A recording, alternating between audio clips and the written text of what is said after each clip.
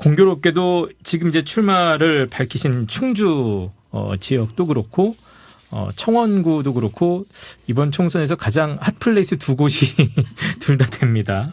네, 어찌됐든 이제 치열한 공천 경쟁도 하셔야 되겠고 만약에 거길 통과하게 되면 나중에 이제 본선에서도 역시 치열한 어떤 경쟁을 해야 되는 상황인데요. 어떤 경쟁력을 좀 내세우실 수 있을까요?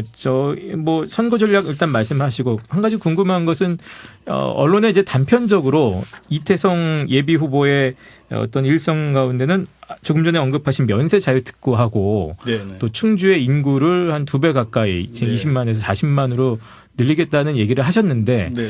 이거에 대한 부분도 좀 구체적으로 현실적으로 좀 짚어보고는 싶습니다. 일단 어떤 선거 전략을 짜실지를 좀 듣고 계속해서 좀 여쭤보죠.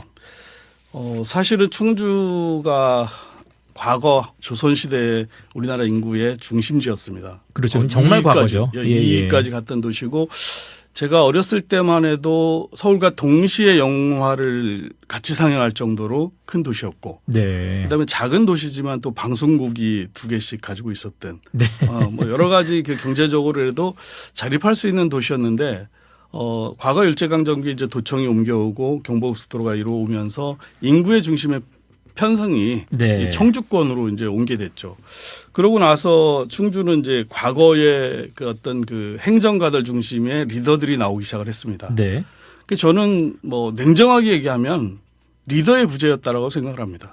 예, 그래서 예를 든다면 가까운 화성시 같은 경우에는 최근 5년 동안 충주시 인구만큼 인구가 늘었습니다. 22만이 늘었어요. 화성시가요? 예. 아, 그렇죠. 거기 뭐 동탄 네, 동탄 이렇게 해서 그래서 예. 그런 어떤 대기업이라든가 리더십을 발휘할 수 있어서 시민들이 몰려들 수 있는 어떤 그 아이템을 만들어내지 않으면 네.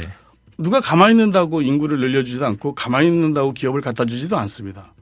그래서 그런 것들을 좀 만들어야 되지 않을까라는 생각을 하고 있습니다. 네. 그래서 제가 고민 끝에 만들어낸 것이 면세 도시입니다. 예. 예, 세금 없는 도시. 예. 그래서 유럽이라든가 뭐 미국이라든가 이런 선진국들을 가보면 독특한 자기만의 아이덴티티를 갖고 있는 도시들은 면세가 가능하고 또 그다음에 농산물이라든가 어떤 수공업 제품이라든가 어떤 그런 것들은 면세를 가능하겠다는 생각을 했습니다. 그렇게 되면 자연스럽게 인구가 늘 테고 또 장인들이 뭐 구두라든가 핸드백이라든가 빵이라든가 자기들이 가지고 있는 장점을 가지고 와서 모여서 타운을 만들면 또 서로 시너지를 내고 그러면 도심이 황폐화된 것들이 다시 일어나지 않을까 이런 생각에서 제가 세금 없는 충주를 생각을 했고요. 그게 이제 면세 네, 면세 도시입니다. 예. 예.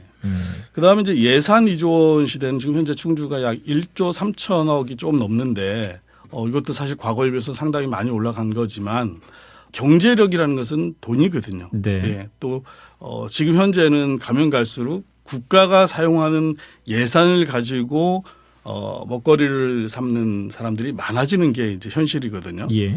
그러다 보니까 그러기 위해서는 이제 첫 번째도 인구가 늘어야 되는 거고 인구가 늘면 세수가 들어와야 되고 그 세수가 늘기 위해서는 뭔가 새로운 어떤 패러다임이 바뀌어야 되지 않냐. 그래서 그렇게 돼서 인구가 늘면 충주도 7만 5천 정도만 늘으면 국회의원이 2석으로 바뀔 수 있습니다. 네. 그래서 2석으로 바뀌면 혼자 뛰는 것보다는 뭐 자동차도 마력으로 보면 100마력보다 200마력이 나니까 2명의 국회의원이 하면 한 2조를 갖고 오지 않을까.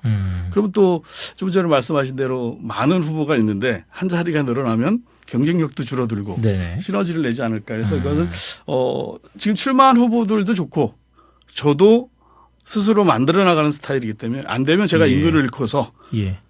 제자리를 만들면 되지 않을까 이런 생각을 했습니다.